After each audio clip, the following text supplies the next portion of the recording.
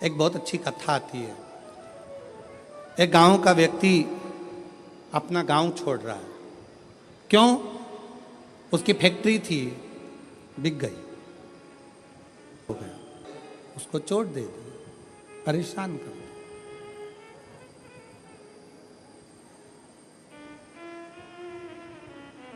उसने प्लान बनाया कि अब मुझे इस गांव में नहीं रहना है, मुझे ये गांव छोड़ना है,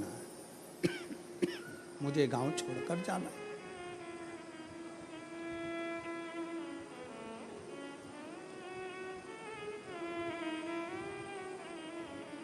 पूरा फैक्ट्री बेच दिया, घर बेच दिया, जमीन बेच दी, सब कुछ बेचकर धन एकत्रित करा, घोड़े पर बैठ गया, घोड़े पर बैठकर और सब बेचकर परेशान होकर वहां से चल दिया। 60 किलोमीटर दूर दूसरा गांव था, वहां पहुंच गया। गांव में जाकर देखा तो गांव के लोग आम के पेड़ के नीचे, पीपल के पेड़ के नीचे बैठे हुए हैं, बातचीत कर रहे हैं, सब आपस में बातें कर रहे थे। इस व्यक्ति ने अपना घोड़ा रोका, घोड़ा रोककर नीचे उतरकर उनके पास जाकर बैठा और बैठकर उसने पूछा, भैया एक बात पूछना चाहता हूं, क्या आप मुझे बताओगे? बोलो, क्या बात पूछना है? क्या पूछना चाहते हो? भैया ये बताओ, यहां के लोग कैसे?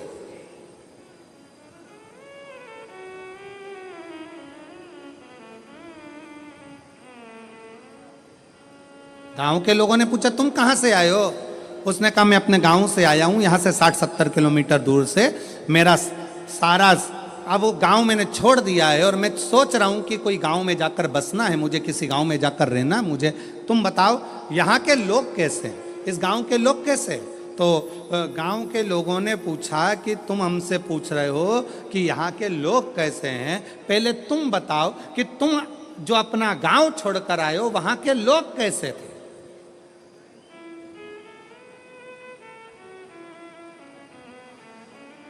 उस व्यक्ति ने कहा, वहां हमारे गांव के लोग इतने दुष्ट, पक्के रावण, कंस की औलाद, इतने गंदे, इतने गंदे, पूछो मत। झूठ, प्रपंच, बेईमानी, छल, सब उसमें भरा हुआ।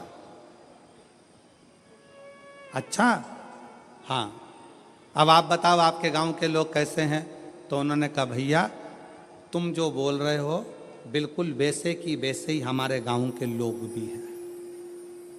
अब उसने मन में सोचा कि अपना गांव का सामान बेचकर आया और यहाँ के लोग भी ऐसे ही हैं, तो क्या मतलब यहाँ रहने से? और आगे बढ़ा, 200 किलोमीटर दूर आगे जाने पर फिर एक गांव में पहुंचा। एक गांव में पहुंचा तो वहाँ पर लोग बैठे हुए थे, बातचीत कर रहे थे। ये उतर कर फिर गया, इसने जाकर पूछा, क्यों भैया, क्या बात है?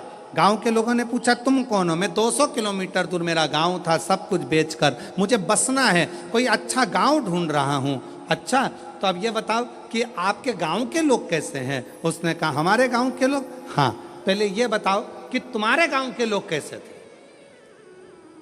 घोड़े पर बैठा हुआ व्यक्ति ने कहा, मेरे गांव के लोग? हाँ। उसने विचार करा, अभी पहले वालों को बताया ऐसा ऐसे थे, इसने अब अपनी बात को पलट दिया और यहां पर बोला, मेरे गांव के लोग एकदम संत तुकाराम जैसे, मेरे गांव के लोग एकदम संत नामदेव जी जैसे, मेरे गांव के लोग मीराबाई जैसे, मेरे गांव के लोग तुलसीदास जैसे, मेरे गांव के लोग तो इतने धर्मात्मा, इतने पुण्यात्मा, इतने भजन करने वाले, इतना कीर्तन करने वाले, इतना मंत्र जाप करने वाले, मेरा गांव का लोग इतना सत्यवादी, पूछो मत। इतने में फिर इसने पूछा, अब बताओ तुम्हारे गांव के लोग कैसे हैं? तो सारे गांव वाले एक जैसे बोले, बस हमारे गांव के लोग भी तुम जैसा बता रहे हो ना, बिल्कुल वैसे की वैसे ही हैं। हमारे गांव के लोग भी धर्मात्मा है, हमारे गांव के लोग भी पुण्यात्मा है, हमारे गांव के लोग भी सत्कर्मी हैं, हमारे गांव के लोग भी संत तुकाराम जी जैसे हैं, हमारे गांव के लोग भी संत नामदेव जी जैसे हैं, हमारे गांव के लोग भी मीराबाई जैसे हैं। तब उस व्यक्ति के दिमाग में आया कि ये बिल्कुल सत्य है। आप कितने भी गांव बदल लो, आप अपनी कितने भी घर बदल लो, आप अपने रिश्तेदार को छोड़कर दूसरे शहर में जाकर बस जाओ, तुम जैसे होगे वैसे ही दुनिया के लोग मिलेंगे। आप अच्छे हो तो दुनिया अच्छी मिलेगी। कितने बदलोगे? शहादा छोड़ा पूना चले गए, पूना छोड़ा मालेगांव चले गए, मालेगांव छोड़ा लातूर चले गए, लातूर छोड़ा नागपुर चले गए, नागपुर छोड़ा मुंबई चले गए। और वहां पर भी जाकर के हम तो जैसे थे, हमारे गांव के लोग जैसे पहले थे, जैसे हमारे आसपास के लोग ईर्ष्या रखते थे, जैसे हमारे गांव के लोग वैसा करते थे, वैसे की वैसे यहां मिल रहा है। उसका कारण क्या है? ना शहादा बुरा है, ना मालेगांव बुरा है, ना पुणे बुरा है, ना नागपुर बुरा है, ना भोपाल बुरा है, ना इंदौर बुरा है। बुरा कौन है? हमारी सोच कि हम दिन भर एक दूसरे में बुराइयां ढूंढते रहते हैं। मेरा पड़ोसी ऐसा, मेरा रिश्तेदार वैसा, मेरा देवर ऐसा, मेरी देवरानी ऐसी, मेरी जेठानी ऐसी, मेरा परिवार ऐसा, मेरा कुटुंब ऐसा, मेरा कबीला ऐसा। हम दिन रात अपने गांव में रहकर, अपने घर में रहकर भी हम दिन भर बुराई ढूंढते थे। तो तुम अच्छे से अच्छे बंगले में जाकर रह लो, वहां भी तुमको बुराई ही मिलेगी। तुम अच्छे से अच्छे 5 स्टार होटल में रह लो, वहां पर तुमको बुराई ही मिलेगी। और जब तुम्हारी आदत हो गई छोटे से घर में भी अगर तुम दिल बड़ा रखकर प्रेम के साथ रहते हो ना, तो तुम जहां रहोगे ना, वहां पर भी तुमको आनंद की अनुभूति होती रहेगी, प्रसन्नता मिलती रहेगी वहां पर।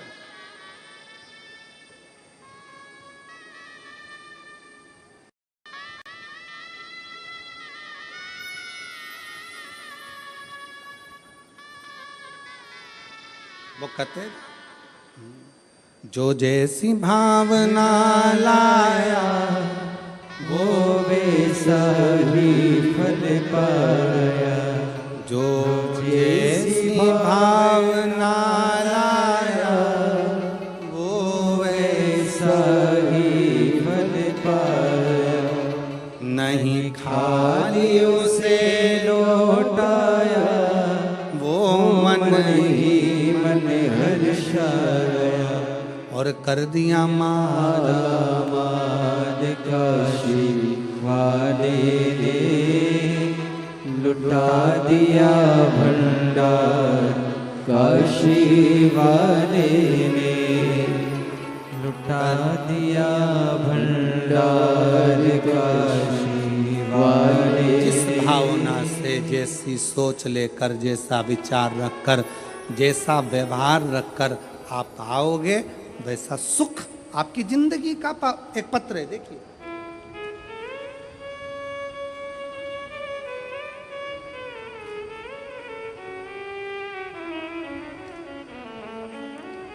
मेरा नाम ललिता परमेश्वर पाटोले, मैं नासिक महाराष्ट्र से हूँ।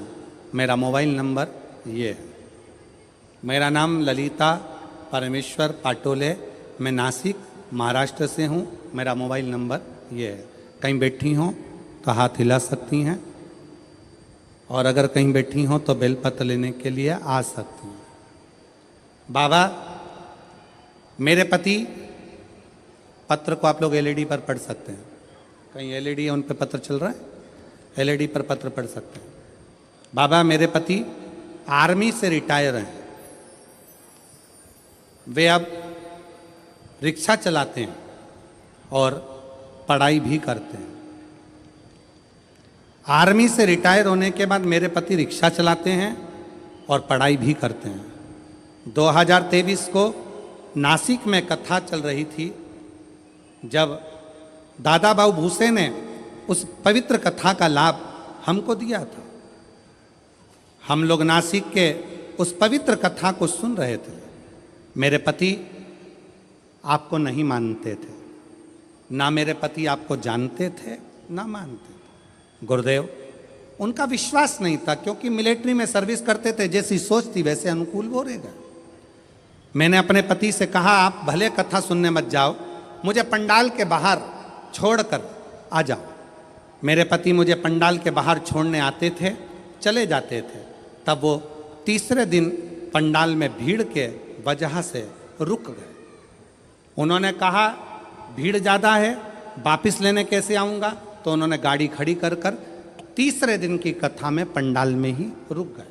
पंडाल में रुके। उस दिन धूलिया से एक औरत पैदल आई थी। उसे देखकर मेरे पति के आंखों में आंसू आए।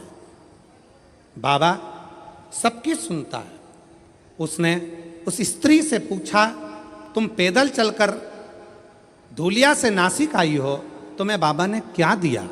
उस महिला ने कहा, मैंने जो मांगा था मेरे भोलेनाथ ने दे दिया, इसलिए मैं पैदल चलकर नासिक तक आई हूँ। नासिक तक आई हूँ। मेरे पति को लगा मैं आर्मी से रिटायर हूँ, अब रिक्शा चलाता हूँ, पर मेरी कोई सरकारी नौकरी नहीं लग रही है, मेरे बेटे की भी नौकरी नहीं लग रही है। आज कथा का तीसरा दिन है। आज मैं पृथ्वी पर बैठकर, पंडाल में बैठकर बाबा से विनय करता हूँ, अगर कुबरेश्वर बाबा शंकर जी की कथा में अगर प्रबलता है तो वो मेरी भी नौकरी लगा दें और मेरे बेटे की भी लगा दें। गुरुदेव, बेटे का मेडिकल बार बार रुक रहा था, नासिक में उसका मेडिकल होने वाला था, और मेरे पति ने तीसरे दिन की कथा में बाबा से गुहार लगाई। लोग कहते हैं कि ये शिव महापुराण का पंडाल है। मेरे पति ने कहा, वो सियोर वाला महाराज इतना दमदारी से बोलता है, मतलब शिव पुराण की कथा में शंकर खुद कथा करता है, अगर उसके सामने बैठकर बोला जाए तो बाबा सुनता जरूर है। मेरे पति ने गुहार लगाई और बाबा से प्रार्थना कर कर मेरे पति कथा सुनकर आ गए। जब पूरी कथा हो गई, कथा सुनकर हम लोग घर आए। घर आने के बाद मेरे बेटा एक एग्ज़ाम दे रहा था। एग्ज़ाम का रिजल्ट जिस दिन हम घर पर आए शाम को, उसी दिन बेटे का शाम को फ़ोन आ गया कि पिताजी मेरा सिलेक्शन आर्मी में हो गया, बाबा की कृपा से मैं सिलेक्ट हो गया। गुरुदेव, आर्मी में तो सिलेक्ट हो गया। मेरे पति बोले एक बार सीहोर जाना है, वहाँ पर जाकर बाबा से अर्जी लगाना है। कथा सुनी, 15 दिन बाद सीहोर पहुँच गए। सीहोर में कंकर शंकर की पूजन कर कर कहा, बाबा तूने मेरे बेटे की तो नौकरी लगा दी, बस मैं बचा हूँ, आर्मी से रिटायर हुआ हूँ, रिक्शा चलाता हूँ, तू मेरी और नौकरी लगा दे। बाबा की ऐसी कृपा हुई कि बाबा की कृपा से आज ऐसी करुणा, सीहोर से आने के बाद 3 महीना भी पूरा नहीं हुआ और बाबा की कृपा से मेरा बॉम्बे के अंदर मेरा सिलेक्शन जेल के प्रहरी के रूप में हो गया और मैं बाबा को यहाँ प्रणाम करने के लिए आया हूँ। मेरे बेटे की भी फोटो लगा रहा हूँ और मेरी भी फोटो लगा रहा हूँ, दोनों की लगा रहा हूँ। अब बेटे की फोटो देखो जिसका मिलिट्री में हुआ, और जेल प्रहरी के रूप में जिनका हुआ रिक्शा चलाते चलाते, उनकी भी फोटो उन्होंने खुद की लगाई। एक बार जोरदार ताली बजाकर साथ देता है। एक लाइन अच्छी लिखी है,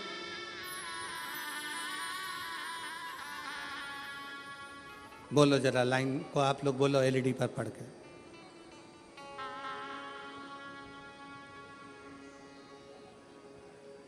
बोलो बोलो जरा, टीवी पर देख के बोलो। कब से खड़े हैं झोली पसार, क्यों ना सुने तू मेरी पुकार, मुझे तेरा ही सहारा है, मेरे भोले बाबा, मुझे तेरा ही सहारा है,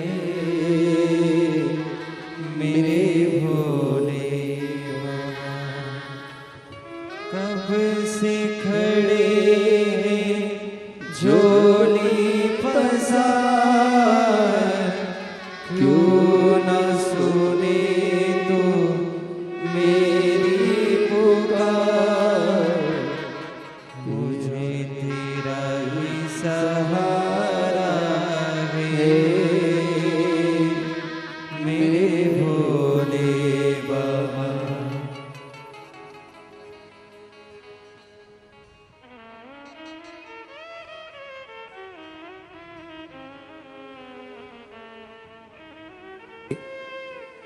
पुनः वापिस नौकरी लगी, बेटे की भी नौकरी लगी। एक बार जोरदार ताली बजाकर स्वागत करिए। और तेरा ही सहारा है मेरे भोले बाबा, मैंने तुझे ही पुकारा है मेरे भोले बाबा। दिल से उसको कल कथा में कहा था, दुनिया की निगाह में ये केवल कथा का पंडाल है।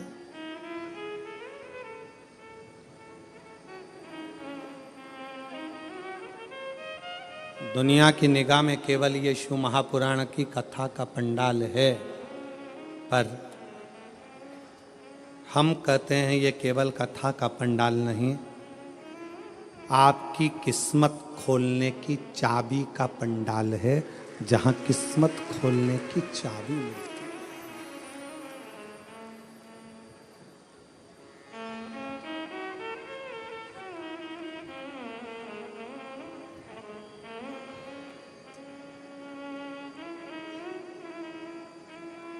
और मुझे तेरा ही सहारा है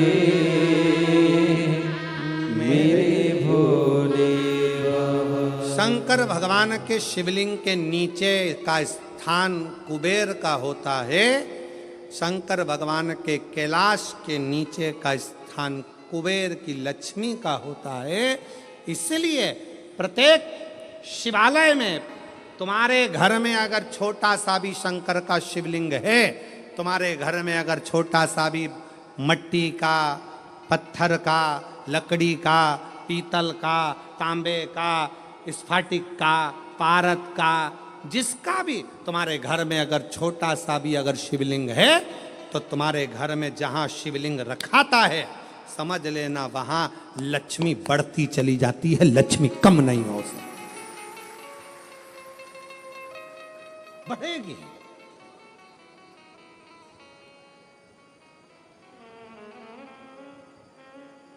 बस दो चीजों का स्मरण रखिए, एक अपने खानदान का और दूसरे अपने खान पान का।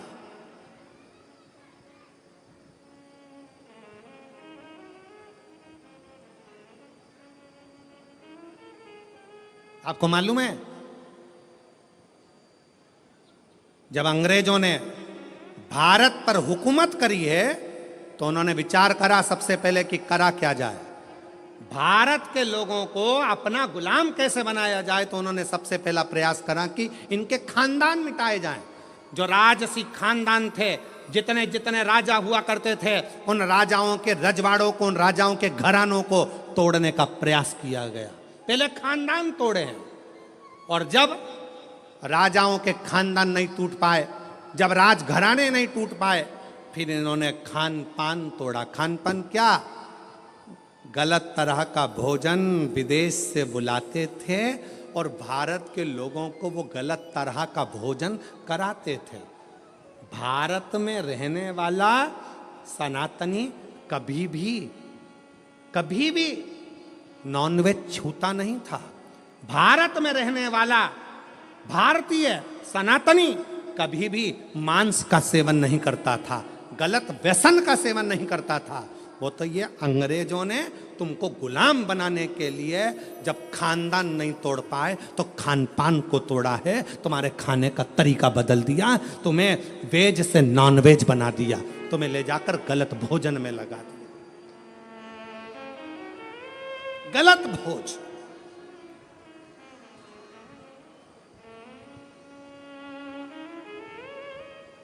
क्यों इतनी बीमारियां पनप रही हैं? इतनी बीमारियां होने का कारण क्या है? और देखो, प्रकृति अपना रंग दिखाती है। जिन जिन देशों में जिंदा जिंदा जीवों को तलकर तड़फा कर मारते हैं, उन देशों की हालत आज देख लो कि ऐसा भूकंप आया कि बिल्डिंगें धाती चली गई और कितने लाख, कितने लोग उस बिल्डिंग में दब दब के मर गए। लोगों को मालूम तक नहीं है कि कितने मर गए, कितने मरे।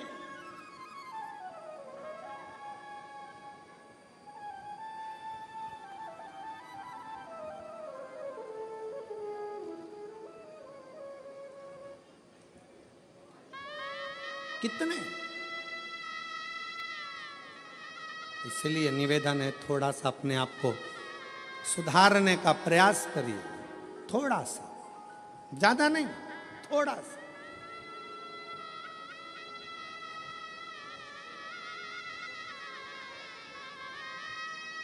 जो गलती हो गई, अभी तक जो गलती कर ली, उस गलती को अब छोड़ने का प्रयास करो। मदिरा के नशे में हो, मदिरा छोड़ने का प्रयास करो। गलत भोजन के चक्कर में हो, छोड़ने का प्रयास करो।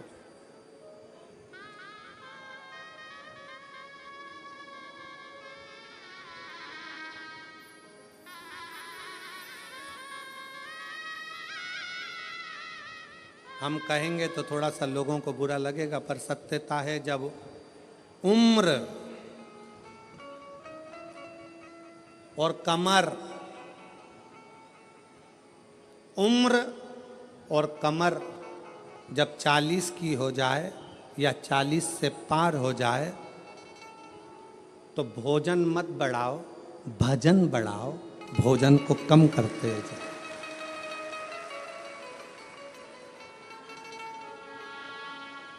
जम के बोलो जरा, क्या? उम्र और, अरे अरे अच्छे से बोलो, उम्र और कमर जब 40 की हो जाए, तो भोजन की मात्रा नहीं बढ़ाना है, भजन की मात्रा बढ़ाना है।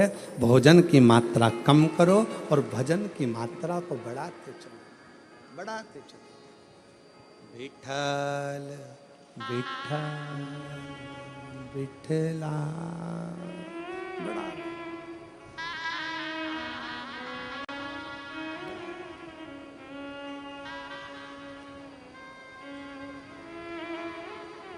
बढ़ाओ जितना बन सके। श्री शिवाय नमस्तुभ्यं,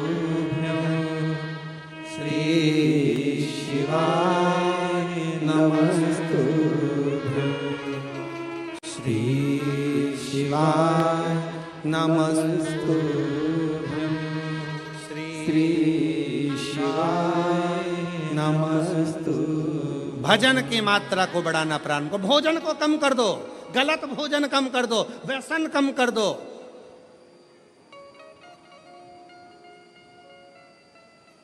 गलत विचार कम कर दो, गलत सोच कम कर दो।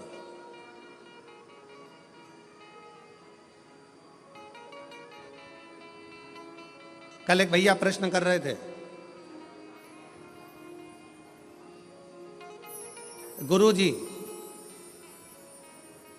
भगवान विष्णु अपने शरीर पे राख नहीं लगाते, राखोड़ी नहीं लगाते, भस्म नहीं लगाते। भगवान ब्रह्मा अपने शरीर पर राख नहीं लगाते, भस्म नहीं लगाते, राखोड़ी नहीं लगाते।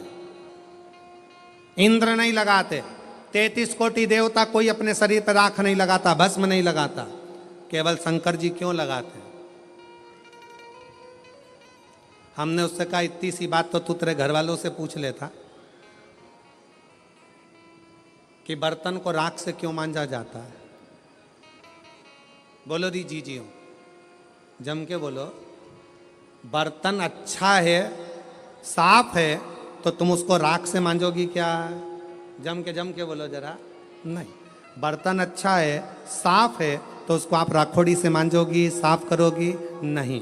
बर्तन को राख से कब मांजा जाता है? जब उसमें थोड़ी सी झूठन लगने लगे तो बर्तन को राख से साफ किया जाता है। मेरे शंकर भगवान ने सबको प्रेरणा दी है कि लोभ, आसक्ति, तृष्णा, वासना और ये अपनों की झूठन जब अपने पर लगने लगे तो तन पर थोड़ी सी भस्म चढ़ा लेना चाहिए, तो ये झूठन दूर होती चली जाती है।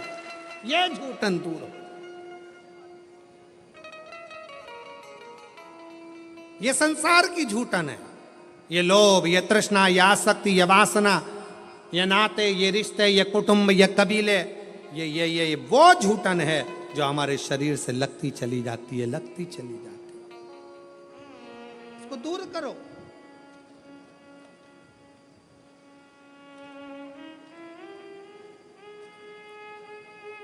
अच्छा ट्यूब लगाओगे ना, क्रीम, अच्छा अच्छा खूब सारा सारा पाउडर क्रीम और वो नीले कलर का ऐसा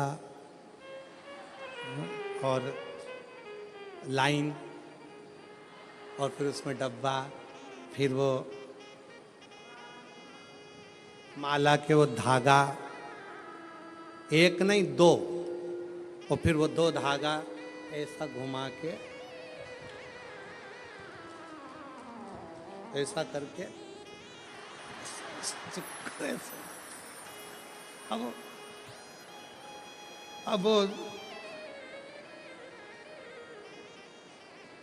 अब तुमने जितना क्रीम लगाया है, तुमने जितना स्नो लगाया है, तुमने जितना पाउडर लगाया है, ईमानदारी से बोलो इतना क्रीम पाउडर लगा के तो लोग तुम्हारे पास में आएंगे ही आएंगे।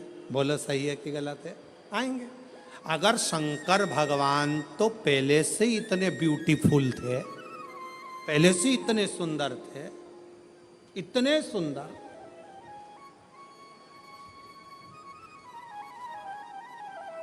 वो कहते हैं ना भोलेनाथ ब्यूटी फूल।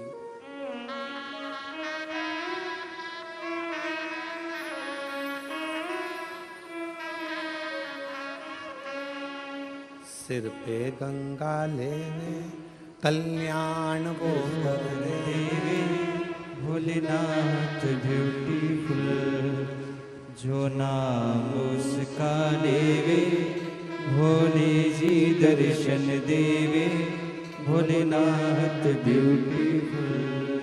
जो नाम शिव का लेवे कल्याण वो कर देवे, भोलेनाथ ब्यूटीफुल। इतने सुंदर तो शिव पहले से।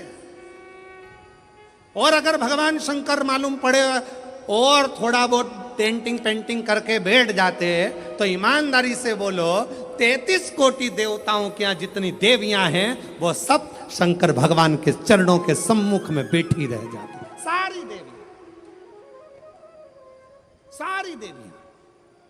शंकर भगवान ने कहा मुझे अपने पास में किसी को नहीं रखना, ज्यादा सुंदर रहूंगा लोग आएंगे, इसलिए शंकर भगवान ने भस्म को अपने तन पर धारण कर लिया कि यह संसार झूठा, ये परिवार झूठा, ये कुटुंब झूठा, ये नाते रिश्ते झूठे, ये सब झूठ है। इसलिए झूठन को दूर करने के लिए जैसे बर्तन पर राख लगी हो तो वो बर्तन पर लगी राख झूठन साफ कर देती है। मेरे शिव कहते हैं तन पर चढ़ी हुई भस्म इस संसार के झूठे लोगों को दूर कर देती है, झूठे लोगों को।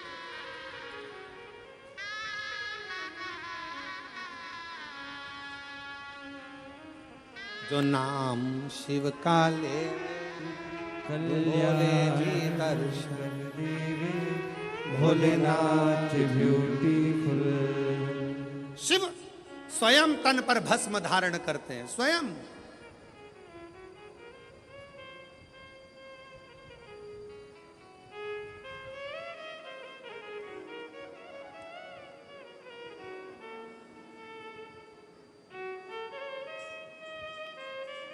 अगर कोई तुमसे कहे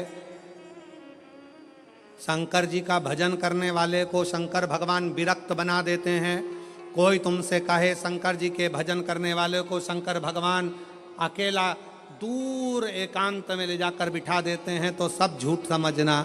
शंकर भगवान स्वयं भजन करते हैं तो पार्वती को पास में रखते हैं, शंकर भगवान स्वयं भजन करते हैं तो गणेश जी को पास रखते हैं, शंकर भगवान स्वयं भजन करते हैं तो कार्तिकेय को पास करते हैं। 33 कोटि देवताओं में कोई एक देवता ऐसा बता दो जो अपनी पत्नी, अपने बच्चे, अपने रिश्ते, अपने नाते सबको साथ रखते हो। केवल एक शंकर भगवान हैं जो अपनी बहुओं को रिद्धि सिद्धि को भी साथ रखते हैं, जो अपने पोते अमोद प्रमोद को साथ रखते हैं, जो अपनी बेटी अशोक सुंदरी को साथ रखते हैं, जो अपनी बेटी जया विषहरा शामरी बारी दौतली देव उसको साथ रखते हैं। कोई एक देवता बता दो जो अपने पूरे रिश्तेदार के साथ अपने मंदिर में रहता हो। केवल एक शंकर भगवान जो अपने रिश्तेदार तो रिश्तेदार नंदी को भी अपने मंदिर में जगह देकर रखते हैं कि तू मेरे साथ में। केवल एक शिव है, शिव के सिवा कोई नहीं। शंकर भगवान कभी विरक्ति नहीं देते, शंकर भगवान परिवार को जोड़ देते हैं, शंकर भगवान कभी तुमको कष्ट नहीं देते, शंकर भगवान कष्टों से दूर कर देते हैं। दुनिया की ऐसी कौन सी बीमारी है जिसका इलाज शंकर की भक्ति ना कर पाई। एक पत्र है, देखिए।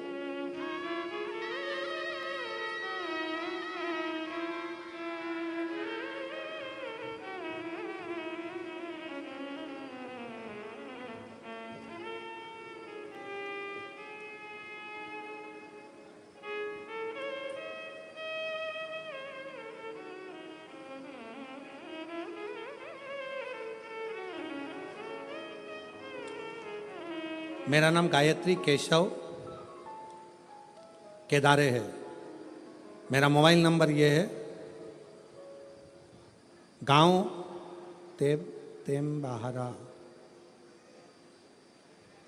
अकोला, महाराष्ट्र की रहने वाली हूँ। कहीं हो, बैठी हो तो हाथ हिला सकती हैं, और बैठी हो तो बेलपत्र लेने के लिए आ सकती हैं।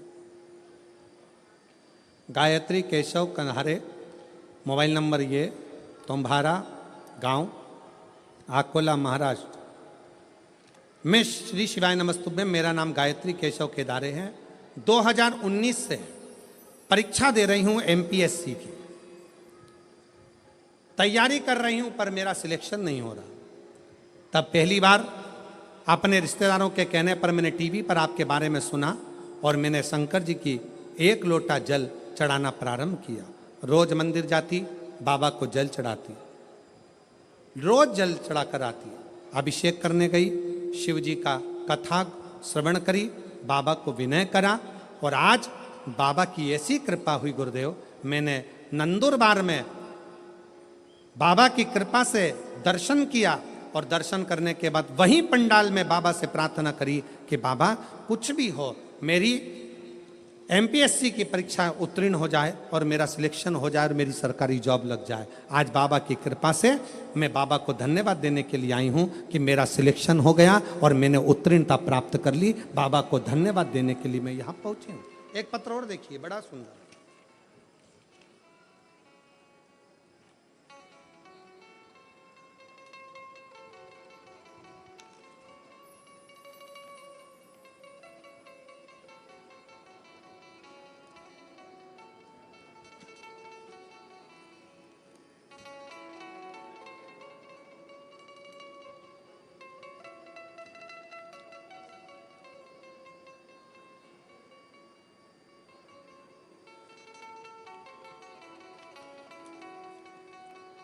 मेरा नाम मंगला मणिलाल चौधरी है।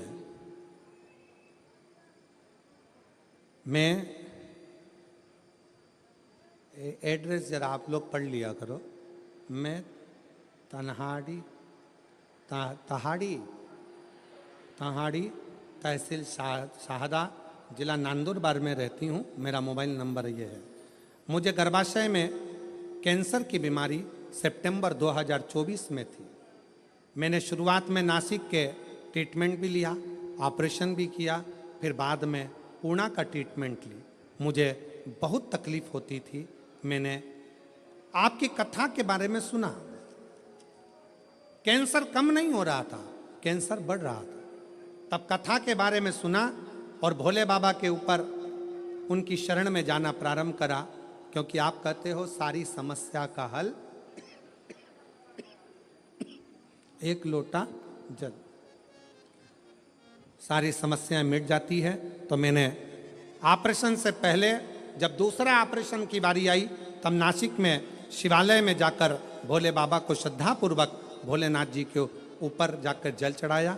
उनको बीमारी का इलाज करेंगे बाबा, आप ही मेरा ऑपरेशन करोगे और आप ही संभालोगे। बाबा से विनय करा, रुद्राक्ष का जल शिव जी को चढ़ाकर पीना प्रारंभ किया। बाबा की ऐसी कृपा हुई, अब भोले बाबा की कृपा से मैं कैंसर की बीमारी से मुक्त हो गई हूँ और मेरा रिपोर्ट भी नील में आ गया है। मैं बाबा को यहाँ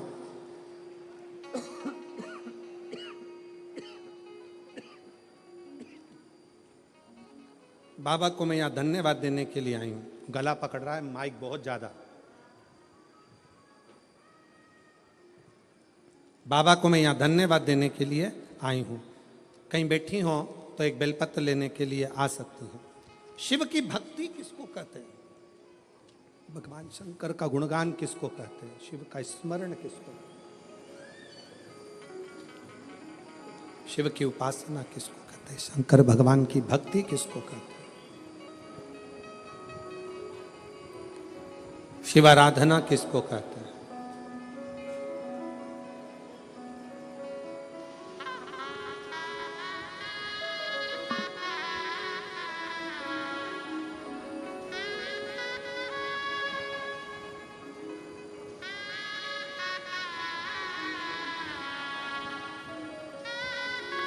आप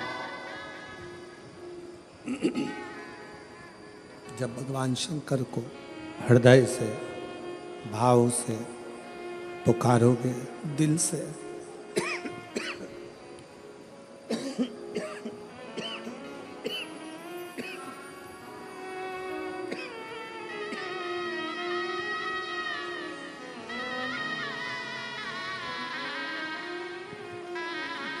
आप जब भगवान शंकर को दिल से, भाव से पुकारोगे, शिव स्वीकार करेगा, शंकर स्वीकार करेगा।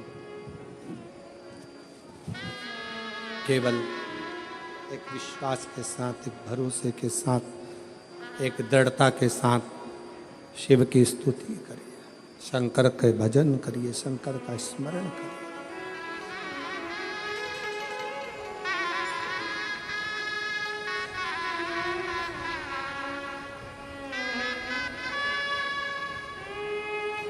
भगवान शिव का गुणगान, शिव का स्मरण, शिव की भक्ति जीवन को सुख देती है, आनंद देती है।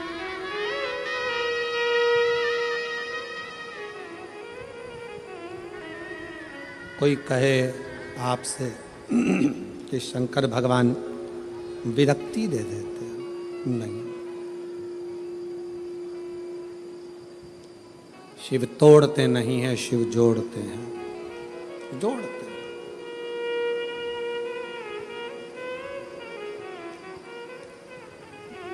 भगवान शंकर तोड़ने का काम नहीं करते, जोड़ने का काम करते, जोड़ते। अब वो आधारित है आपके विश्वास पर।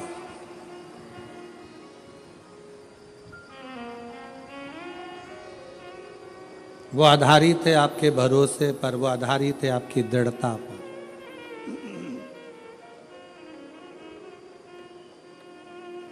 जो जैसी भावना लाया वो वैसा ही फल पाया।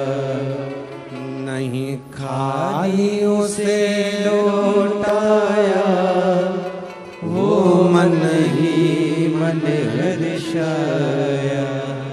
और कर दिया माला माल काशी वाले ने, लुटा दिया भंडार काशी वाले ने।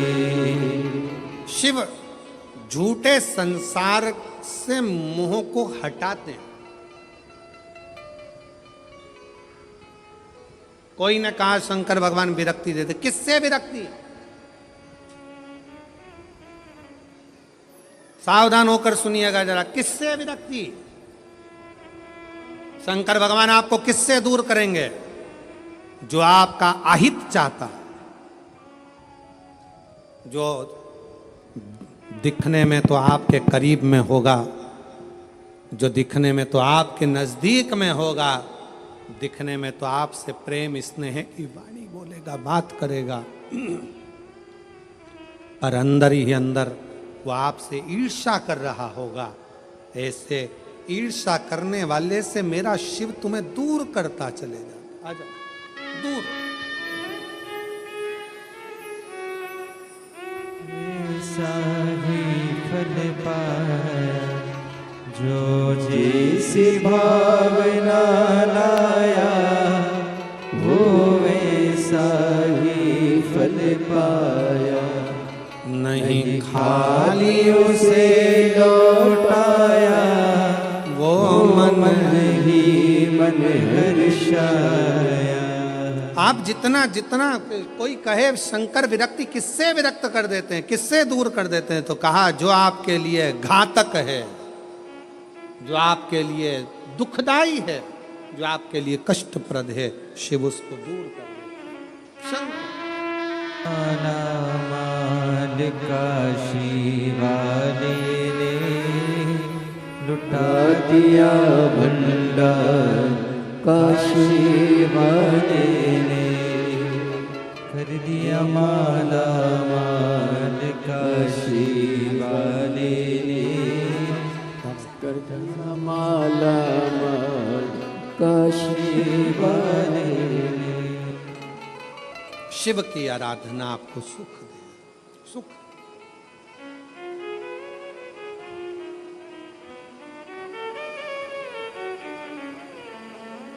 इसलिए भाव से, दिल से, कब से खड़े हैं झोली बसा, क्यों ना सुने तू मेरी पुकार। कब से खड़े हैं झोली बसा, क्यों ना सुने तू मेरी पुकार। मुझे तेरा ही सहारा है, मेरे भोले बाबा, मुझे तेरा ही सहारा है, मेरे भोले बाबा। मैंने तुम्हें ही पुकारा है, मेरे भोले बाबा, मैंने तुम्हें ही पुकारा है, मेरे भोले बाबा।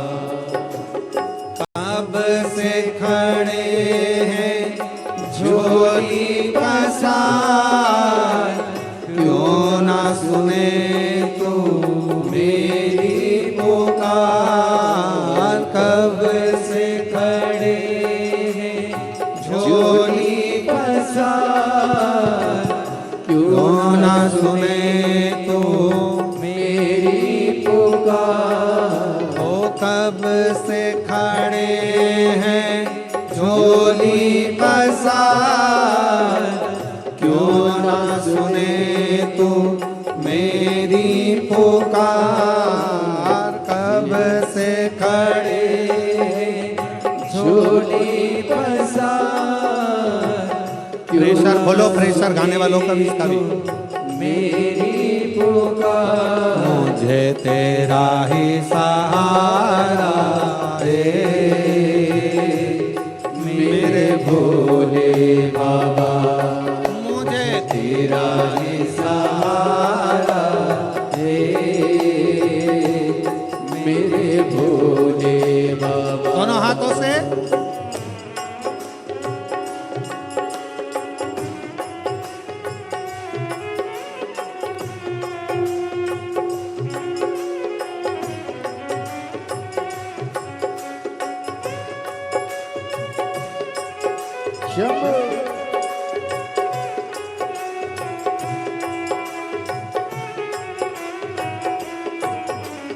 जय हो।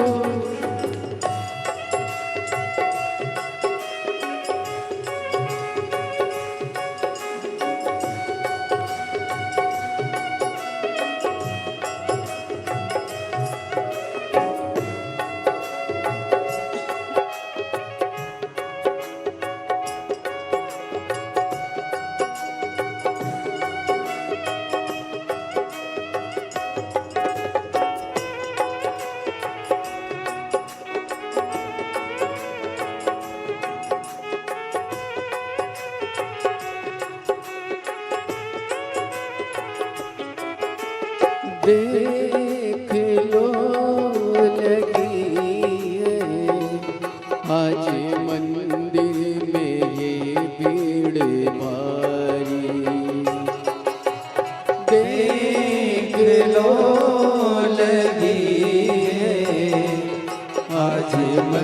मंदिर में ये भीड़ भारी, दर्शनों की खातिर आए हैं लाखों नर और नारी।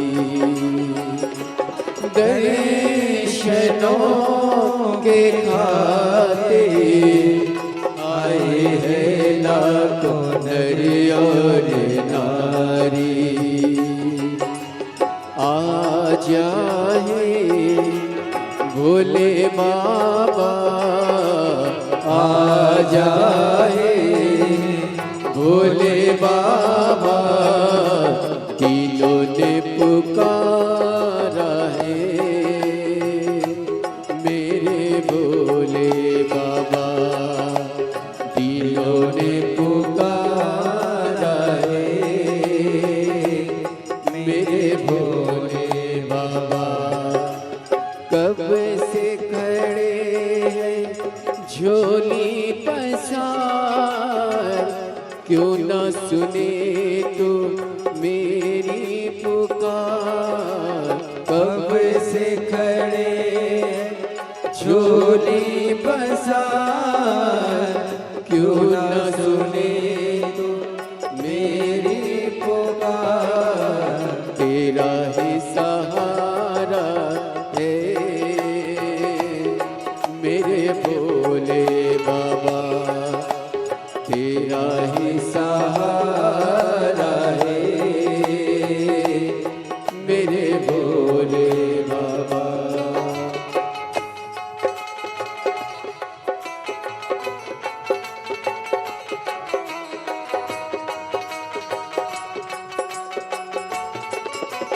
शंभो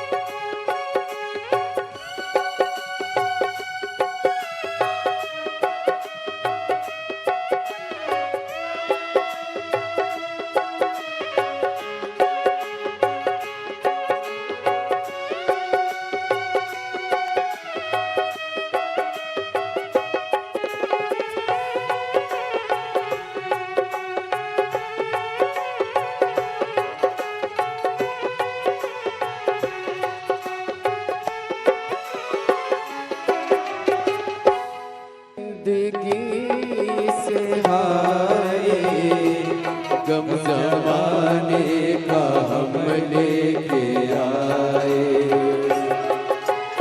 जिंदगी से हारे गम जमाने का हम लेके आए। तू बता जहाँ में लोग अपने हुए क्यों पराए। तू बता जाने लोग अपने हुए क्यों पराए। तेरे सिवा दुनिया में, तेरे सिवा दुनिया में कोई ना हमारा है। मेरे भोले बाबा कोई ना हमारा है। मेरे भोले बाबा कब से खड़े हैं झोली पसार, क्यों न सुने तू मेरी पुकार। कब से खड़े झोली पसार, क्यों न सुने तू मेरी पुकार। तेरा ही सहारा है मेरे भोले बाबा, मुझे तेरा ही सहारा है मेरे भोले बाबा। मैंने तुम्हें ही पुकारा है मेरे भोले बाबा। मैंने तुम्हें ही पुकारा है मेरे भोले बाबा। मैंने तुम्हें ही पुकारा है मेरे भोले बाबा। मैंने तुम्हें ही पुकारा है मेरे भोले बाबा।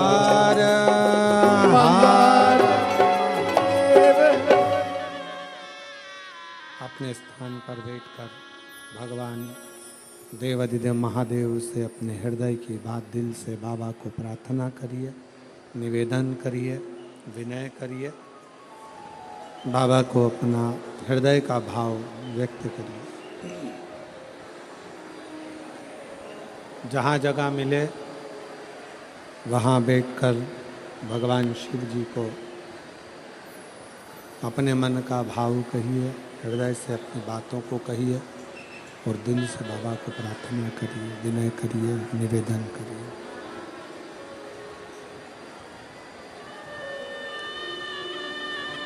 सब लोग साथ में बोलेंगे, साथ में प्रार्थना करेंगे, साथ में विनय करेंगे, साथ में निवेदन करेंगे। बाबा को विनती करें, साथ में विनय करें।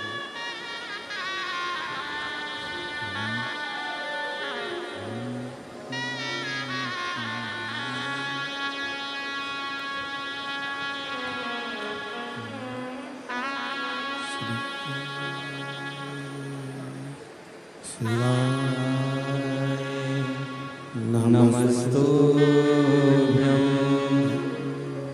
श्री शिवाय। नमस्तुभ्यं श्री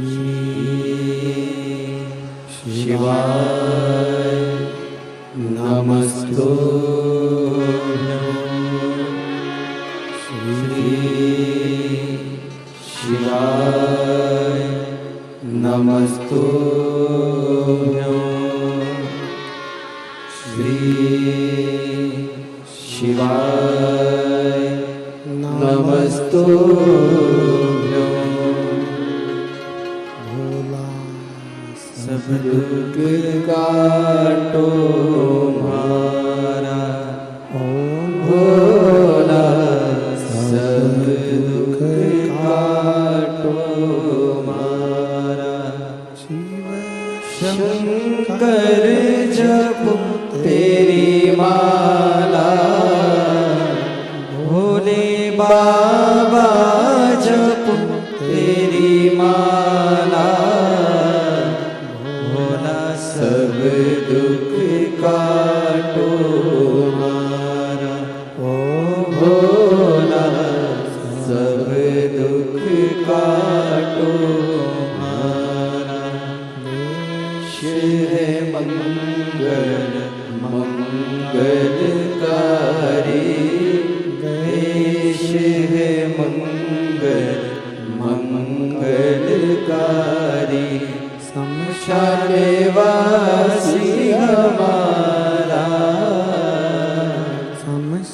निवासी हमारा ओ भोला, सब दुख काटो हमारा ओ भोला, सब दुख काटो हमारा।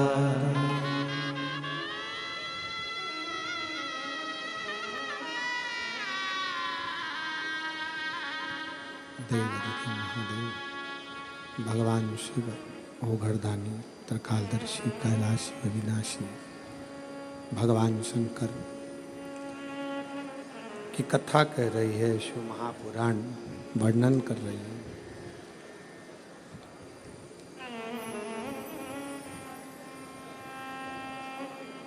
शिव अपने नज़दीक में जो गलत लोग रहते हैं उनको मेरा शंकर भगवान दूर करते चले जाता है।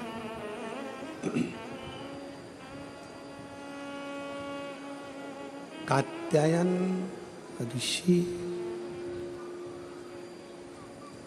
शिव और पार्वती की तप साधना कर रहे हैं। स्कंद पुराण का नागरखंड कहता है, स्कंद पुराण का नागरखंड कह रहा है शंकर पार्वती की तप साधना स्वयं कात्यायन ऋषि कर रहे हैं। और शिव पार्वती की तप साधना कात्यायन ऋषि ने जब करी,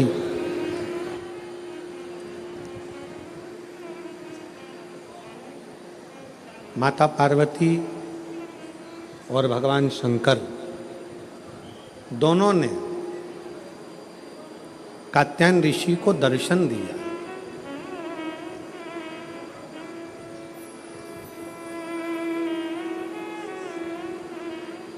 शिव जी ने भी दर्शन दिया और माता पार्वती जी ने भी दर्शन दिया। माँ जगत जननी जगदम्बा दुर्गा भवानी ने भी दर्शन दिया।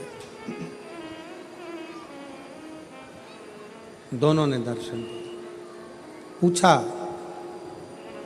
क्या चाहिए तुमको, क्या दिया जाए, क्या प्रदान किया जाए, बोलो क्या देती। कात्यायन ऋषि सबसे पहला वचन कात्यायन ऋषि ने भगवान शंकर और पार्वती जी से कहा कि मेरा ये जन्म और मरण का प्रपंच छूट जाए। स्कंद पुराण का नागरखंड रिटर्न की आवाज क्लियर करो और थोड़ा प्रेशर अंदर का बढ़ाओ। नागरखंड स्कंद पुराण का कहता है, नागरखंड वर्णन करता है स्कंद पुराण का कि कात्यायन ऋषि ने भगवान शिव जी से केवल जन्म और मरण का ये जो प्रपंच है इससे छूटना चाहा।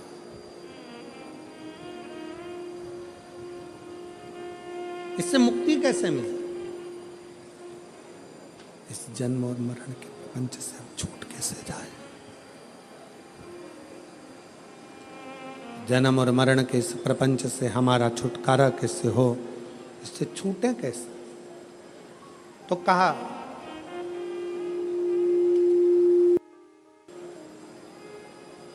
जब किसी व्यक्ति के घर में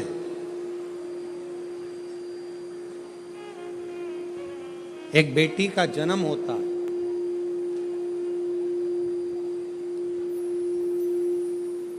और बेटी की किलकारी, बेटी के पाँव की खनक,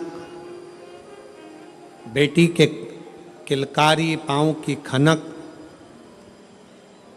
बेटी के चरण जब किसी के घर के अंदर आते हैं और यदि शिव कृपा से, भगवान की करुणा से, भगवान की दया से माता पिता उस बेटी की परवरिश कर कर उसका कन्यादान अगर कर देते हैं तो उस माता पिता का भी अगला जन्म नहीं होता, वो इस जन्म और मृत्यु के प्रपंच से छूट गए।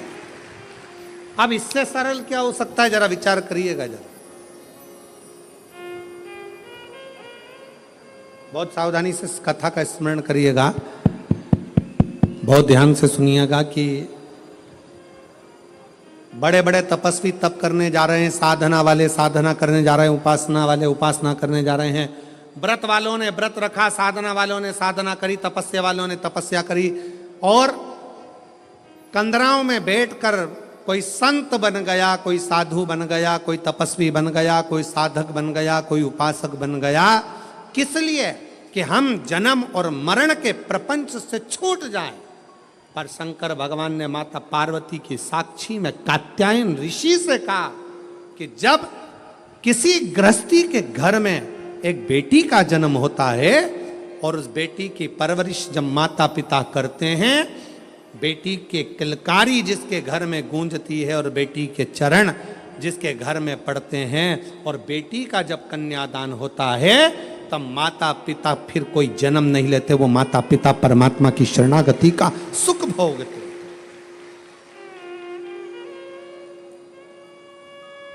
अब इसमें सबसे ज्यादा जरूरी चीज कौन सी है?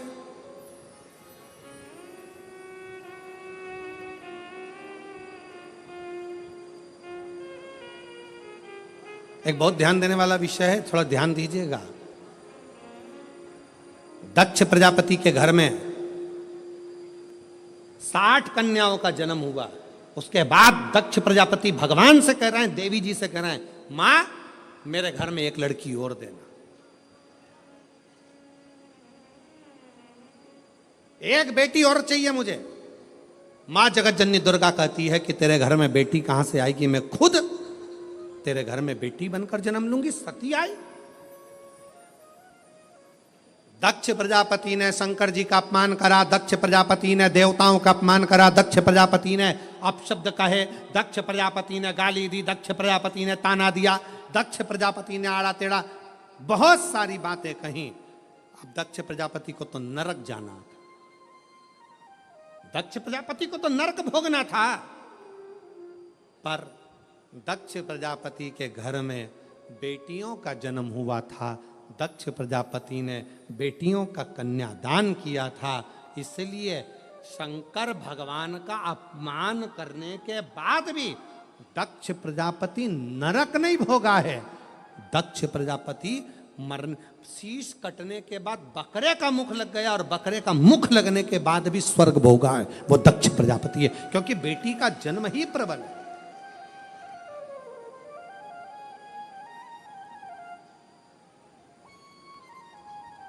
महाराज, सुखी वो नहीं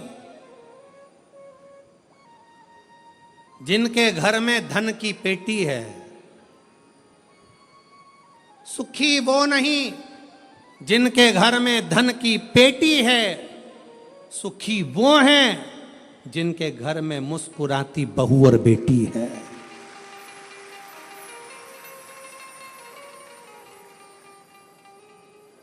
जिनके घर की बहुओं के चेहरे पर प्रसन्नता हो, जिनके घर की बेटियों के चेहरे पर मुस्कुराहट हो, समझ लेना कि उस घर में भले धन ना हो, पर वो शंकर की कृपा उसके घर में सदा बनी हुई है, सदा।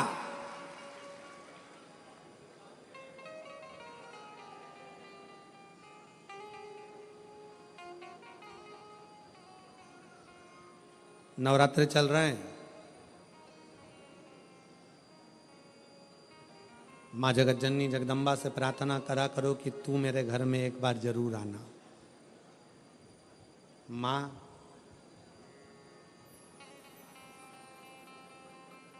प्रत्येक घर के अंदर एक बेटी का जन्म जरूर होना चाहिए। माँ और बाप को दूसरा जन्म नहीं लेना पड़ेगा, वो भगवान शंकर के धाम में खूब आनंद के साथ कैलाश पर बैकुंठ में स्वर्ग के सिंहासन पर बैठेगा। स्वर्ग सिंहासन। मैं माननीय विधायक महोदय श्री राजेश दादा पांडवी जी को जब पहले दिन की कथा में पांडवी जी आए, बेटी उनके साथ में थी, पूजन कर रही थी बेटी भी, देखकर मुझे बहुत खुशी हुई। बहुत ऐसा लग रहा था जैसे शंकर भगवान अशोक सुंदरी के साथ बैठकर आराधना कर रहे हों, शिव की स्तुति कर रहे हैं। मैं पांडवी जी को इसका लिए धन्यवाद देता हूं। साधुता, साधु प्रसन्न हुई।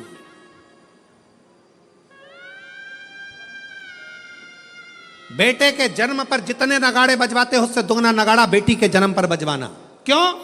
बेटे का जन्म हुआ है तो दूसरी बार जन्म तुम्हें पृथ्वी पर लेना पड़ेगा, वापिस आना पड़ेगा और अपना कर्म का भोग भोगना पड़ेगा, फिर जन्म लेना पड़ेगा। पर घर में अगर एक बेटी का भी जन्म हो गया तो दूसरी बार जन्म नहीं लेना पड़ेगा। इसलिए ज्यादा नगाड़े बजवाना कि अब मेरा आखिरी जन्म है, अब जन्म नहीं लूंगी। अगर बेटी का घर में जन्म हो गया तो अब जन्म नहीं लूंगी। बहारो फूल बरसा मेरे घर बेटी आई है, मेरे घर बेटी आई है।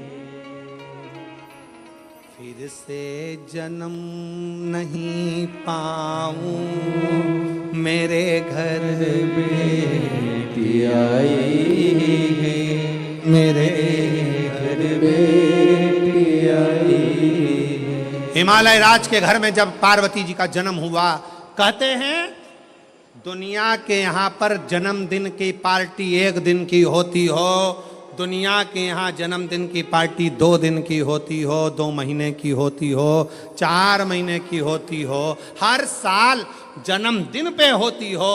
हिमालय राज के यहाँ जब तक पार्वती जी का कन्यादान नहीं हो गया तब तक रोज पार्वती जी के जन्म का उत्सव मनता था। प्रतिदिन प्रतिदिन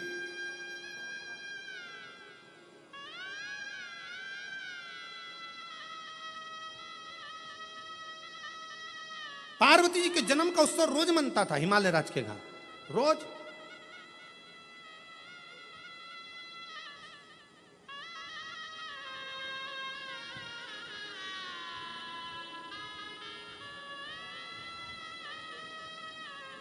एक दिन इंद्र के मन में आया और इंद्र ने जाकर पूछ लिया हिमालय राज से, इतनी प्रसन्नता क्यों है?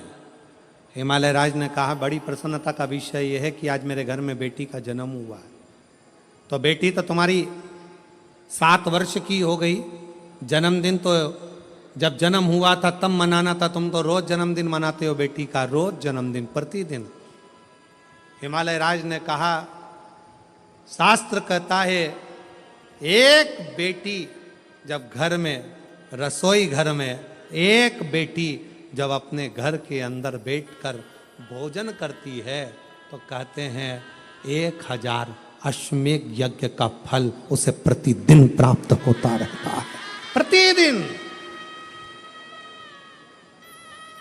अरे दुनिया वालों से पूछो कि नवरात्रि में कन्या भोज क्यों कराते हो, दुनिया वालों से पूछो कि नवरात्रि में बेटियों को क्यों ढूंढने जाते हो, दुनिया वालों से पूछो कि नवरात्रि की अष्टमी और नवमी पर कन्या का पूजन क्यों करते हो। क्योंकि दुनिया वालों को यह मालूम पड़ना चाहिए कि देवी भागवत में लिखा है, एक कन्या एक बेटी जब किसी के घर में मुख झूठा करती है, एक बेटी एक कन्या जब किसी के घर में भोजन करती है तो उसके भंडारे कभी खाली नहीं रहते। इसलिए कन्या पूजन किया जाता है, इसलिए बेटी का पूजन किया जाता है।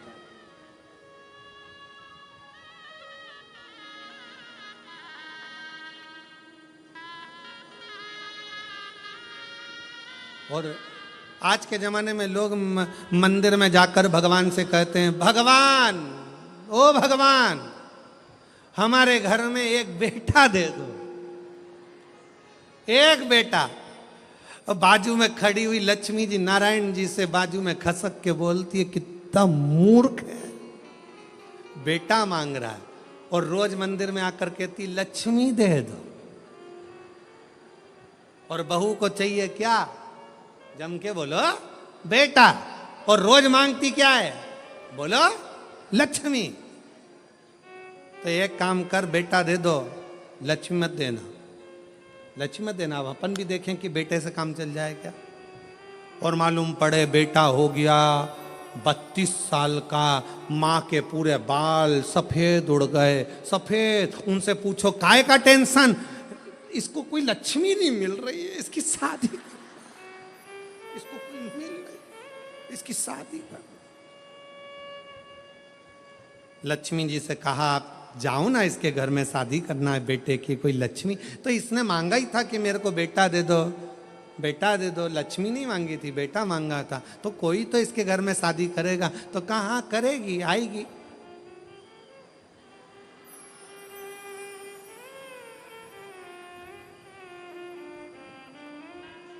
आएगी पावागढ़ वाली आएगी।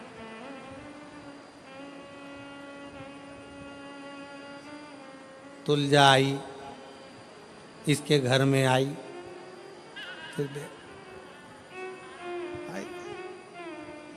फिर सवेरे शाम सास रोज आरती गाएगी।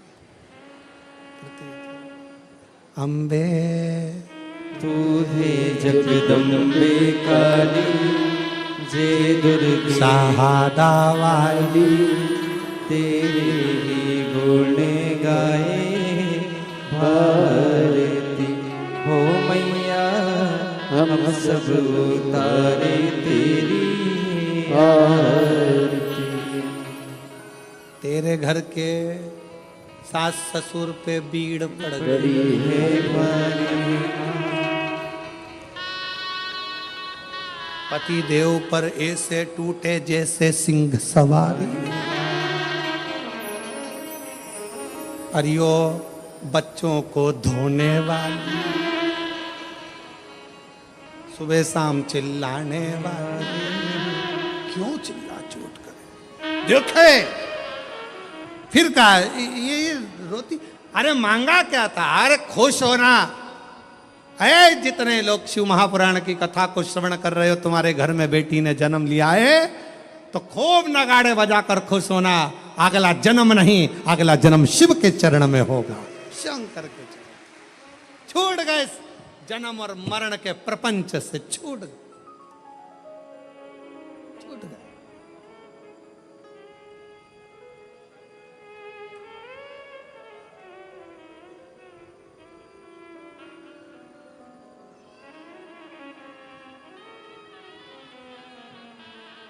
छूट गए, जन्म और मरण के प्रपंच से छुटकारा मिल गया। बेटी बेटी बेटी।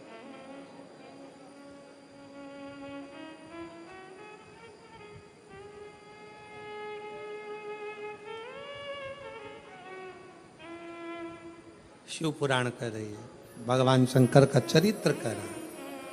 कात्यायन ऋषि ने पूछा कि मुझे जन्म मरण के प्रपंच से छूटना है, क्या करा जाए? शंकर भगवान ने कहा तुम्हारे घर में अगर बेटी का जन्म होगा, तुम जन्म और मृत्यु के प्रपंच से छूट जाओगे। स्कंद पुराण का नागर खंड कहता है कात्यायन ऋषि ने मां पार्वती जी से कहा अब कुछ भी हो, मेरे घर में अगर बेटी का जन्म हो तो निवेदन है मां दुर्गा, हे मां आद्यशक्ति, हे मां भवानी, हे मां पार्वती, आप मेरे घर में बेटी के रूप में जन्म लो। और कात्यायन ऋषि के घर में मां कात्यायनी के रूप में जन्म हो गया। कात्यायनी, बोल कात्यायनी माता की।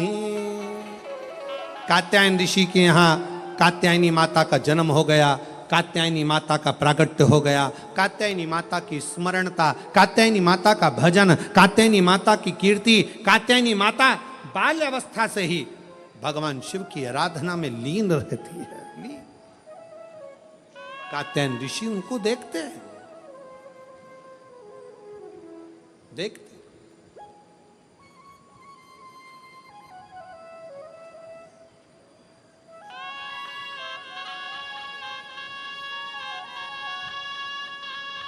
और जब कहते हैं महिषासुर का वध करने वाली भी वही कात्यायनी है, वही कात्यायनी।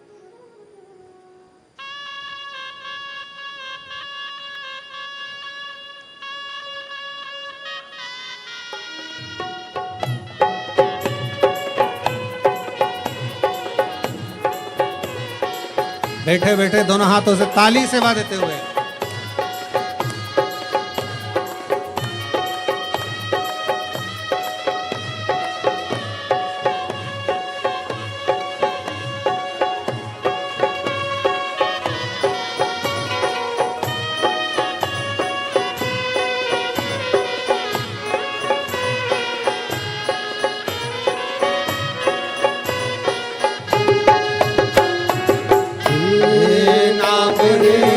सबसे बड़ा तेरा नाम, शेरों वाली ऊंचे नीरों वाली, बिगड़े बना दे काम नाम रे, नाम रे। सबसे बड़ा तेरा नाम, ओ शेरों वाली दोनों हाथों से ऊंचे नीरों वाली, बिगड़े बना दे मेरे काम नाम रे।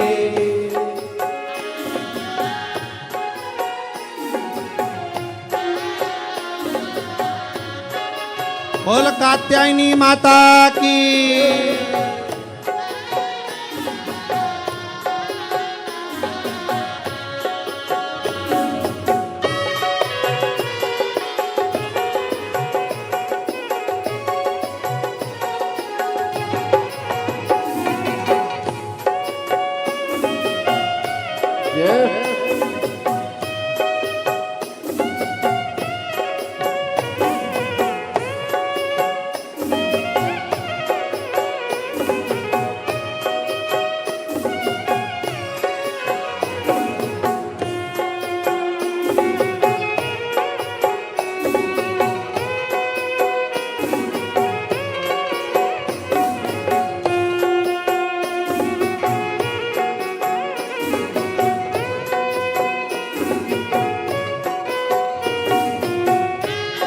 कठिन पले ऐसी घड़ी है, विपदा आनी पड़ी है, तू ही दिखा बे रास्ता, ये दुनिया रास्ता रोके खड़ी।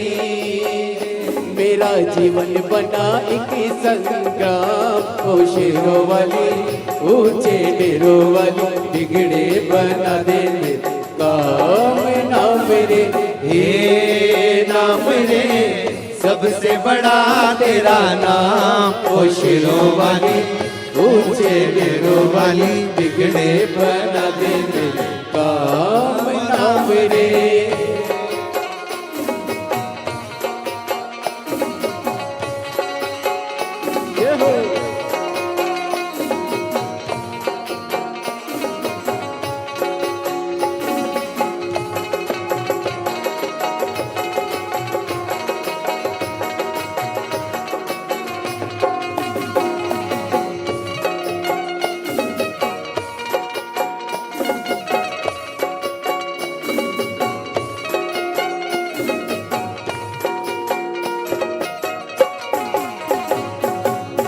भक्तों को दुष्टों से छुड़ाए, बुझती ज्योति जगाए। जिसका नहीं है कोई जगत में, तो उसकी बन जाए। तीनों लोग करे तो है प्रणाम, ओ शेरों वाली ऊंचे डेरों वाली, बिगड़े बना दे मेरे काम नाम रे, हे नाम रे। सबसे बड़ा तेरा नाम, ओ शेरों वाली ऊंचे डेरों वाली, बिगड़े बना दे मेरे काम नाम रे।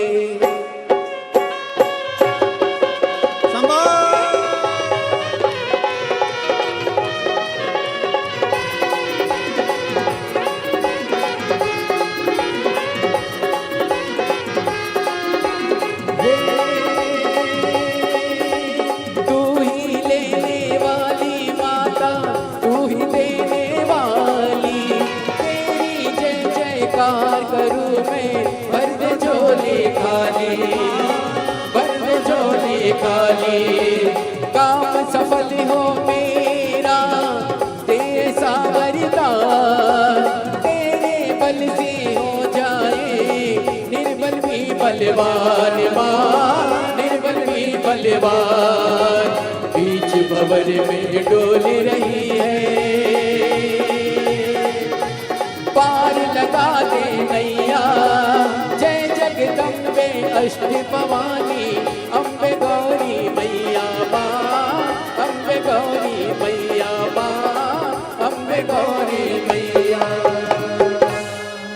हे नाम सबसे बड़ा तेरा नाम, शेरवली ऊंचे गिरवली, बिगड़े बना दे काम नाम रे, हे नाम रे सबसे बड़ा तेरा नाम, ओ शेरों वाली ऊंचे गिरवली, बिगड़े बना दे काम नाम रे। हार हार बोल कात्यायनी माता की। अपने स्थान पर बैठकर भगवान शिव जी से अपने मन का भाव बड़े आनंद के साथ हृदय से दिल से प्रार्थना करिए। जहाँ जगह मिले वहाँ बैठकर बाबा को अपने मन का भाव हृदय से प्रार्थना।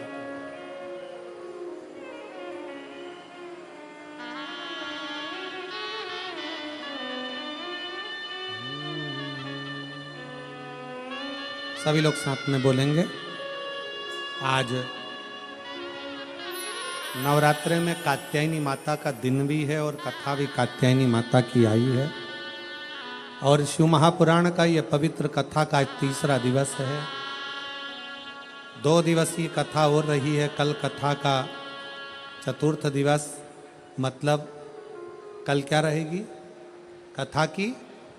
जम के बोलो जरा, शिवरात्रि।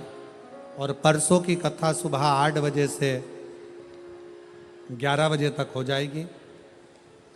कथा विराम होने के लिए परसों का दिन सुबह 11 बजे विराम की ओर चलेंगे। ये कथा 1 तारीख से 5 तारीख तक रही है। 11 अप्रैल से 17 अप्रैल तक रतनगढ़ राजस्थान में 1 बजे से 4 बजे तक शिव महापुराण की कथा रहेगी। रतनगढ़ वाले उसको सुनेंगे। उसी रतनगढ़ के समय पर 11 तारीख से जो कथा चालू हो रही है, उसी में एक दिन 11 अप्रैल को ही ये कथा जो है 1 बजे से 4 बजे तक रहेगी। तो 11 अप्रैल को ही शाम को 6:30 बजे शीतलकुंड बालाजी, डीडवाना राजस्थान, डीडवाना राजस्थान वालों को मैं बधाई दूंगा कि एक दिन परम पूज्य 1008 संत श्री विष्णु प्रपन्नाचार्य जी महाराज के आशीर्वाद से आपको 1 घंटे की शिव चर्चा डीडवाना वालों को करने के लिए राजस्थान में 11 तारीख को शाम को 6:30 बजे से 7:30 बजे तक शिव चर्चा करने का मौका डीडवाना राजस्थान वालों को एक दिन का 11 अप्रैल का प्राप्त हुआ है। रतनगढ़ में जो कथा है वो 11 अप्रैल से 17 अप्रैल तक चलेगी। उसके बाद में 21 अप्रैल से 27 अप्रैल तक सिंगेश्वर बिहार में रहेगी। फिर 1 मई से 7 मई जयपुर में रहेगी। फिर 11 मई से झारखंड में कथा रहेगी। और फिर 21 से 27 मई तक निरंकारी मैदान बुराड़ी दिल्ली में शिव महापुराण की कथा रहेगी। ऐसे कथाओं का क्रम है। बड़े आनंद के साथ आप और हम श्रवण करेंगे। दिल से बाबा को अपने मन का भाव कहिए। सभी लोग साथ में बोलेंगे।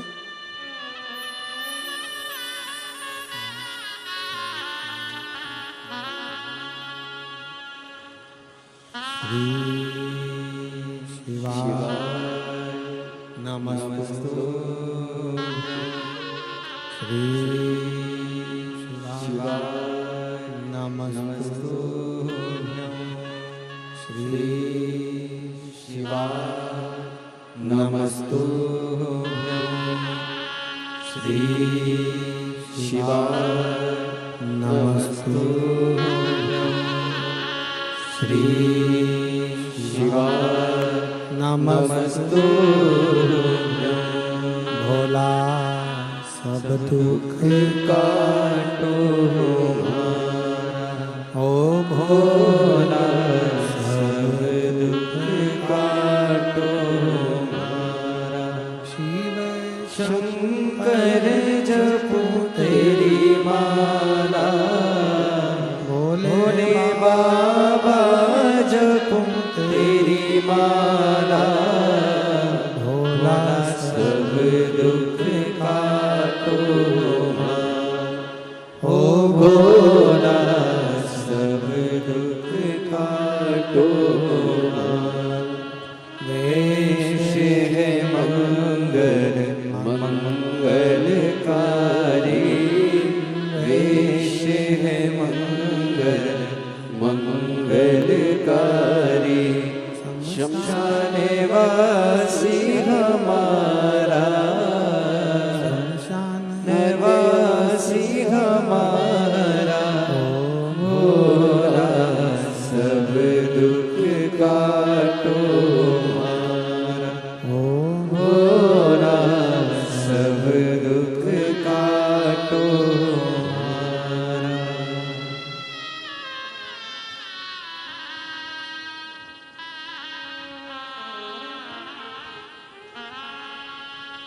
बाबा देवादिदेव महादेव भगवान शिव घड़दानी त्रिकालदर्शी कैलाशी अविनाशी भगवान शंकर त्रिपुंडधारी त्रिलोकी के नाथ कात्यायन ऋषि को मां पार्वती कात्यायनी बनकर प्रकट हुई।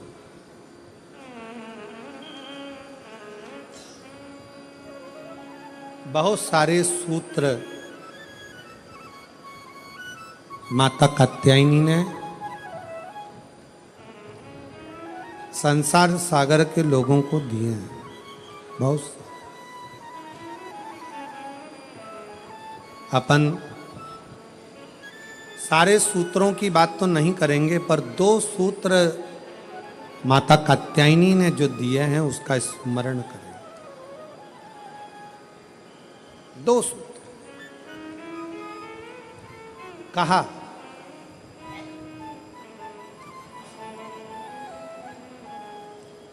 माता कात्यायनी ने कहा कात्यायन बाबा से, पिताजी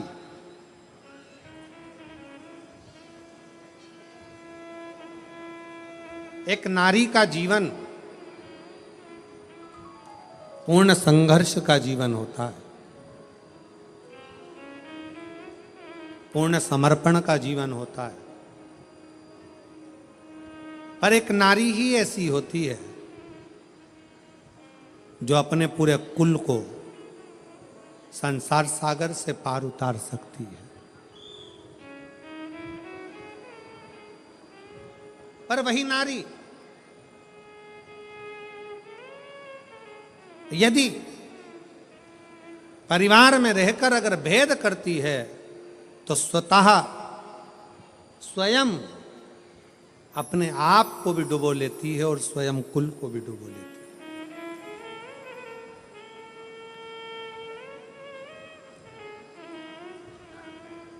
ध्यान देना,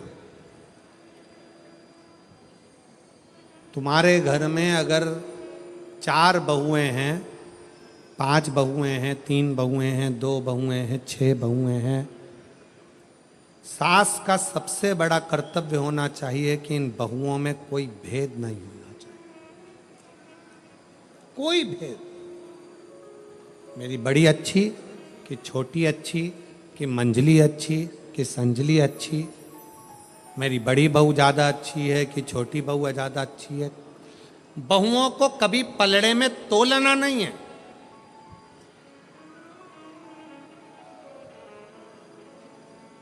जिस घर की सास बहुओं को पलड़े में तोल लेती है कि मेरी ये अच्छी है कि ये बुरी है कि ये अच्छी कि वो बुरी, उस सास का बुढ़ापा आखिरी में रोते रोते निकलता है। कभी मत तो 4 बहुएं चारों अच्छी हैं, 3 बहुएं तीनों अच्छी हैं, 5 बहू पांचों अच्छी हैं, 2 बहू दोनों अच्छी हैं, कभी ना तो। आपकी दृष्टि में रखो, मेरी बड़ी बहू मुझे सम्मान दे रही है, छोटी बहू सम्मान दे रही है, मंजली बहू सम्मान दे रही है, आपकी दृष्टि में हो, पर जनमानस के सामने ये बात कभी ना आए, किसी रिश्तेदार के सामने ये बात ना आए कि मेरी बड़ी अच्छी की छोटी अच्छी, कि बड़ी बुरी की छोटी बुरी, की कौन कैसा, ये भेद कभी मां के मन में ना। और दूसरा सूत्र मां कात्यायनी का अपने अंदर उतारिएगा, दूसरा सूत्र भी बड़ा प्रबल है। मां कात्यायनी अपने पिता कात्यायन जी से कहती हैं, पिताजी एक लड़की अपने दो कुल को तारती है, एक मायके का दूसरा ससुराल का, पर एक लड़की के लिए सबसे बड़ी जरूरत की उसकी बुद्धि में ये चित्त में होना चाहिए कि जितना चिंता वो अपने मायके की करती है उससे 1.5 गुनी ज्यादा चिंता उसको अपने ससुराल की भी होना चाहिए।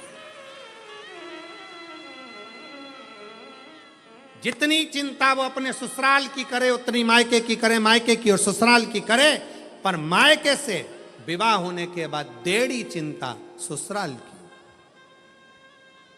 मां कात्यायनी कात्यायन ऋषि से कहती हैं, पिताजी जब एक लड़की, उसका जीवन कोरा है, उसकी चित्तवृत्ति कोरी है, कभी वो अपनी सास से नहीं मिली, कभी वो अपने ससुर से नहीं मिली, कभी अपने पति से नहीं मिली, कभी अपने देवर जेठ से नहीं मिली, उसका जीवन कोरा रहता है। कात्यायन ऋषि से कात्यायनी जी कर रही हैं, उसका जीवन कोरा है। उस कोरे जीवन में उस कन्या को, उस स्त्री को, उस नारी को चाहिए कि पिता से जितना स्नेह हो उससे 1.5 स्नेह उसके ससुर से हो, भाई से जितना स्नेह हो उससे 1.5 स्नेह उसके देवर और जेठ से हो, जितना स्नेह अपनी सगी बहन से है उससे 1.5 स्नेह देवरानी और जिठानी से हो, और जितना स्नेह मेरे अपने मायके से है उससे 1.5 स्नेह अपने ससुराल से हो। उसकी चित्तवृत्ति